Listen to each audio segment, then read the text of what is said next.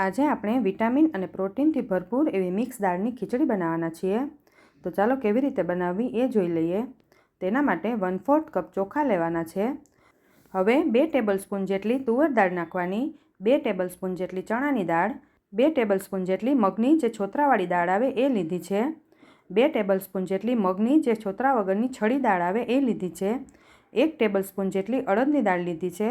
હવે તેને આપણે સારી રીતે 2-3 પાણીથી ધોઈ લેવાની અને અડધી કલાક પલાળી દઈએ।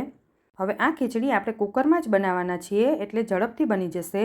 તો તેના માટે કુકરમાં 2 ચમચી જેટલું ઘી લઈ લેવાનું અને 2 ચમચી જેટલું તેલ લઈ લેવાનું। તમે એકલું ઘી પણ લઈ શકો છો। તેલ ગરમ થાય એટલે આપણે રાઈ અને જીરું નાખી દેવાનું। પછી તેમાં આપણે 2-3 લવિંગ, 1 તમાલપત્ર અને 1 સૂકું લાલ મરચું નાખવાનું છે। પછી તેમાં થોડી હિંગ નાખી દેવાની। પછી તેમાં મીઠો લીમડો થોડો નાખી દઈએ આપણે।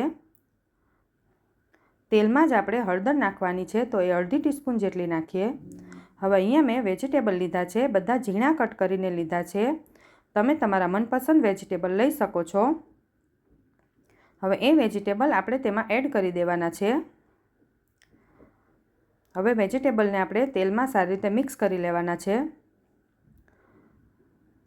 સારી રીતે મિક્સ થઈ જાય પછી આપણે તેમાં મસાલા એડ કરી દઈએ। તો મીઠું સ્વાદ પ્રમાણે એડ કરી દેવાનું।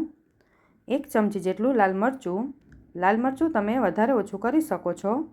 પછી થોડું ધાણા જીરું અને અડધી ચમચી જેટલી ખાંડ એડ કરવાની છે। ખાંડ ઓપ્શનલ છે, તમે ન નાખવી હોય તો પણ ચાલે। હવે બધા મસાલાને સારી રીતે મિક્સ કરી દઈએ। પછી આપણે જે દાળ પલાળી હતી એ દાળમાંથી પાણી કાઢીને દાળ એડ કરી દેવાની।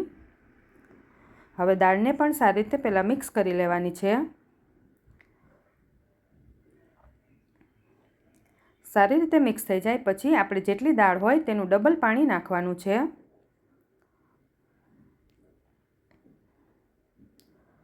પછી આપણે કુકર બંધ કરીને સ્લો ફ્લેમ પર 3 સીટી થવા દેવાની છે, જેથી દાળ આપણી બધી બરાબર ચડી જાય। હવે આપણે કુકરમાંથી હવા કાઢી નાખી છે। પછી તેમાં આપણે અડધું લીંબુનો રસ નાખવાનો છે છેલ્લે। અહીંયા તમે લીલા ધાણા પણ એડ કરી શકો છો, મારી પાસે નથી એટલે નથી એડ કર્યા। હવે લીંબુનો રસ સારી રીતે મિક્સ થઈ જાય પછી આપણે તેને પ્લેટમાં લઈ લેવાનું છે। ગરમા ગરમ ખીચડી તમે દહીં સાથે પણ ખાઈ શકો છો। તો તૈયાર છે આપણી મિક્સ દાળની મસાલા ખીચડી। ઉપરથી થોડું ઘી એડ કરી દેવાનું।